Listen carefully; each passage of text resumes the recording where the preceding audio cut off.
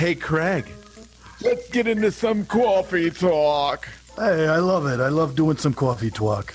Well, talk about what? Dogs, daughters, whatever. It's coffee talk. Coffee talk.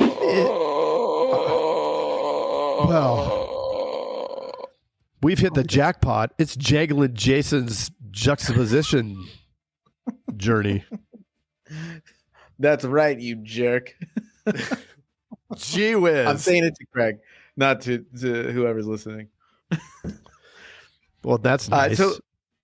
So we brought up stillness is the key, and Craig and I since then have had conversations about stoicism because that's what the author's into. Stoicism, we got into some conversation about that. So Craig, what were you talking about? You said that you were in a sociology class in high school or college?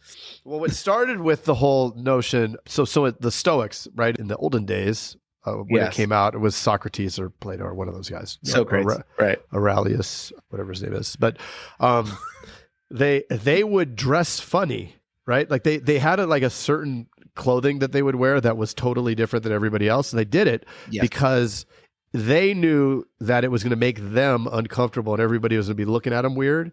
And they wanted to get equanimity around that. They wanted to not let that bother them. And so they did it Mr. in order. Craig, can you define equanimity? Well, and I don't even know if I used it properly. Just because I guess I did. Because I just want to make sure everybody else. Okay. So equanimity it's a term used in meditation practice. And it's the ability to sit there while you're meditating. And for me, I'll be meditating, even though I put a little sign on the door. My wife will just bust in and moving stuff around and making noise.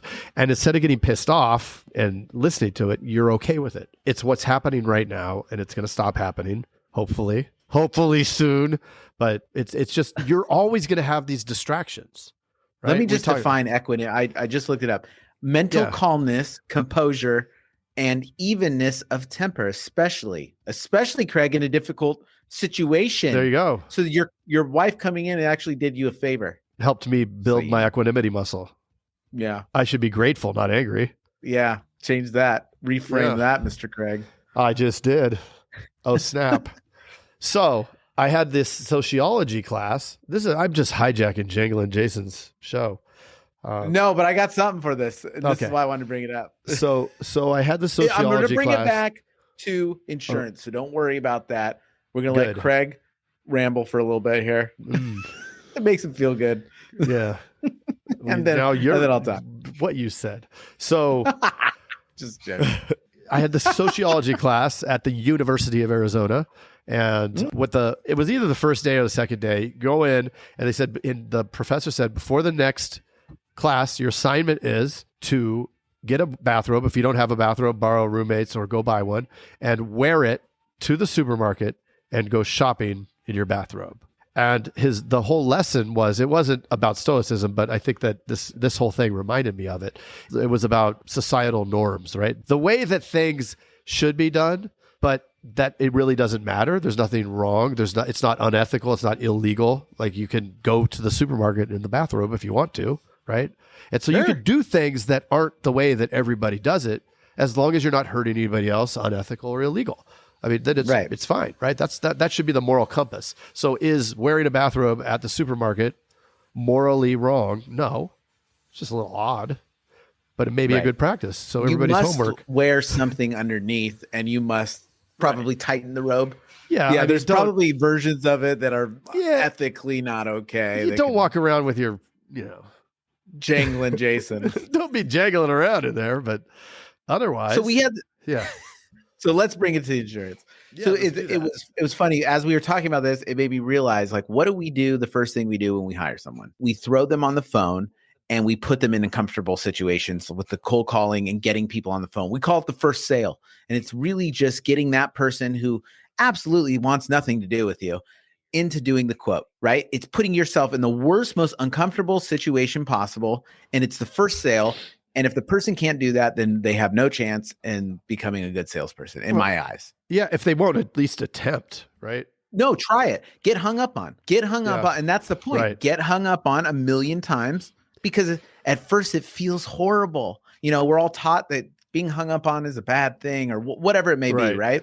Yeah. but you're training yourself. You're wearing the bathrobe in public. You're doing that. Like you're literally doing the same thing, and it's building that muscle of not caring, Yeah.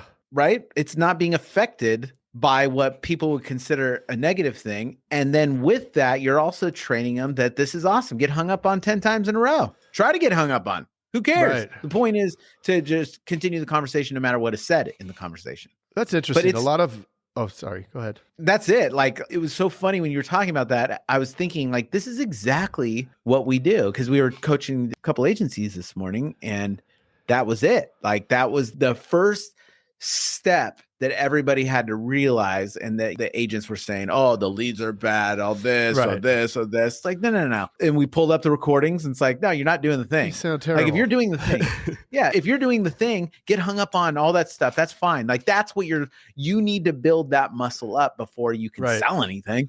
It's all Like, of you're- it. Everything that we do, that we talk about, I think every week in the Elite Dudes, all of the stuff from the peak performance is that, right?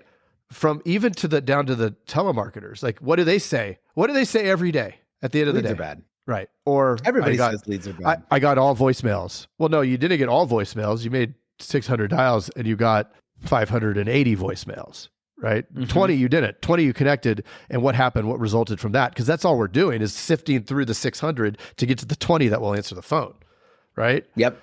And then even down to the speeches, right? The speeches that we give the agents. Like, this is when you install the system, this is what you're going to talk about. We give and what do the agents do? Oh, no, I didn't do the speeches. Why not? Right. Well, I don't really know what to talk about. I didn't do my meetings. I didn't know what to talk about. It's like, you can talk about anything. It doesn't matter. You just need to, point is that you have to come together as a team. You can't tell me there isn't something that you can talk about in your agency that will improve the agency. Or that won't improve. There's always something. Right. That's it. But you got to get uncomfortable. You have to if you go and work out, the only way to build muscle is to fatigue your muscles. And it's very uncomfortable to do that, right? The only way to make progress is to get uncomfortable. So we should be pushing ourselves in every single way. And it's really a good idea to get used to those things. Get used to hearing no's, because, man, you got to hear a lot of them every single day. Let's say you close 10% of every single call you make, or every contact you make with somebody. Or let's say you close 30% of them. You're fantastic, right? Out of every call, you make 100 calls, you're going to close 30 people. That still means the majority of people are no's. So Right, just 70. get good at the no's. Who cares about, get good at the no's, where the no's that the no's leads to the yeses. And the nose, Right. Bone connects to the eye bone. And as the Toucan Sam would say, he always knows. And a horse is a horse is a horse, of course. So I'm going to leave a little cliffhanger, because on the next one, we're going to be talking about chasing the whale, because it has a lot to do with what you're talking about. So if you aren't crazy, then you will be subscribing and listening to the next episode that's going to be chasing the whale. Press the subscribe button. Let these things add up in your phone, and you can listen to them on a nice summer drive. Yep. Because summer is approaching. Let You the know- wind go, through your hair. Just get out there. Just be out there. Be free. And if you don't have hair, it's all good. You actually feel it more than somebody You do. who has hair. And you got some sunshine what I on mean? that skin. That's it. And vitamin D is ever so helpful in our environment these days. It's supposed to combat the corvids. Yes. We're going to leave you with that. Yep. Thank Text you. Craig 520-214-2219. He wants to know your favorite color. Ta-ta. Coffee talk. Hey, Jason. Yes, Mr. Craig. That was another awesome episode, wasn't it? Mm-hmm. Well, if people want to get a little bit more action and learn how to write 100,000 in premium Yes. off of even the worst internet leads, where could they go? They can go to live.teledudes.com. Ooh, that sounds exciting. Are we going to be there? Yes, it's a weekly call that we're doing right now it's live, and it will show you the process. The entire process is super awesome. I love it. Let's do it. Let's do it. Sign up right now, live.teledudes.com. Live.teledudes.com. That's live.teledudes.com. Hey, Craig, there's a new community that we are starting that I cannot wait to tell everybody about. It is our live texting community where you and I are going to answer people's questions and give them free content, right? Are you kidding me? We get Yep. to talk to them? Yeah, which is awesome, but they have to opt in. They have to text us at 520-214-2219. That's 520-214-2219. Nice. I'm going Craig, are you going to respond to these texts? I'm going to respond to them for sure. Live. I'm into it too. It's going to be Well- awesome. And it's going to be our new texting community where we're going to get back to everybody that we can and drop some crazy content, free content, and free the calculator that you just came up with. That's right. The calling calculator, sales material. I mean, everything for insurance agents. This is it. It's the best texting community out there for insurance agents. Well, what the heck is that number again? I can't remember it. It's 520-214-2219. That's Okay. 520-214-2219. I love it. I'm going to text it right now. 520-214-2219. All right. I'll see you later, Mr. Jason. Bye, Mr. Craig. Wait, do they even listen to this on the radio anymore? I love it. I love it. Nice.